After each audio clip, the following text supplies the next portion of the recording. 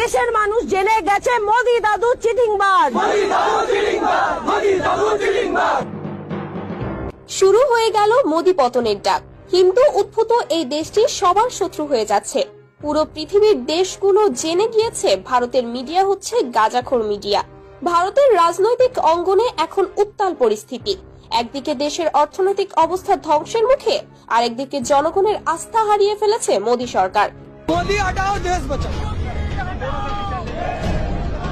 দেশের বিভিন্ন প্রান্তে শুরু হয়েছে মোদি হটাও দেশ বাঁচাও আন্দোলন। গণতন্ত্রের এই ক্রান্তিকালে ভারতের ভবিষ্যৎ নিয়ে সংখ্যা প্রকাশ করছেন বিশ্লেষকরা। বিভিন্ন রাজ্যে কৃষক, ব্যবসায়ী এবং সাধারণ জনগণ একত্র হয়ে মোদি সরকারের ভুল নীতির বিরুদ্ধে সোচ্চার হয়েছে। এই যে আমরা বাংলাদেশ, পাকিস্তান, ভারত একটা একটা দলবদ্ধ হয়ে আমরা এই যে কাজটা করছি, এটা খুবই খারাপ কাজ করছি। সবাই মিলেমিশে থাকা উচিত আমার পক্ষে, কিন্তু এরা যেটাই করছে এটা খুব অন্যায় কাজ করছে, এটা সংশোধন করা উচিত। দিল্লি, কলকাতা, মুম্বাই সহ বড় বড় শহরে পোস্টারে লেখা মোদি হটাও গণতন্ত্র বাঁচাও, এগুলো 11টি ভাষায় ছাপা হয়েছে এবং পুরো দেশে ছড়িয়ে পড়েছে।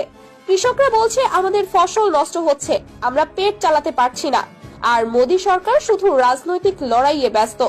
বিরোধী দলগুলো এবার মোদি সরকারকে ক্ষমতা থেকে সরাতে সর্বোচ্চ প্রচেষ্টা চালাচ্ছে। কংগ্রেস, পিডিএস এবং অন্যান্য আঞ্চলিক দলগুলো একসাথে কাজ করছে। তাদের দাবি মোদি সরকারের পতন না হলে ভারতের গণতন্ত্র ধ্বংস হয়ে যাবে।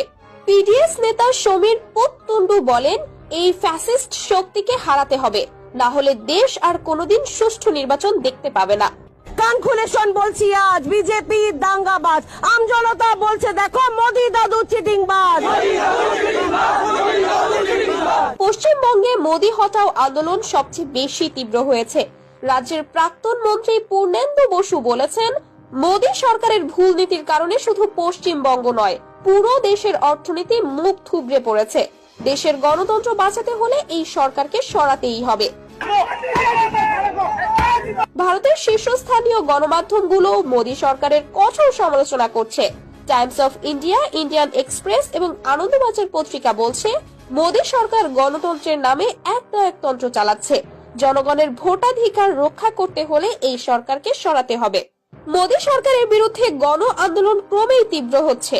রাজনৈতিক বিশ্লেষকরা বলছেন, আসন্ন নির্বাচন হবে মোদি সরকারের জন্য একটি বড় চ্যালেঞ্জ।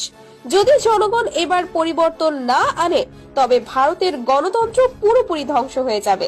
এটা ওদের মন মানসিকতা খারাপ, ওটা মনের মানুষ না, ওরা অমানুষ বলে এরকম ব্যবহার করছে।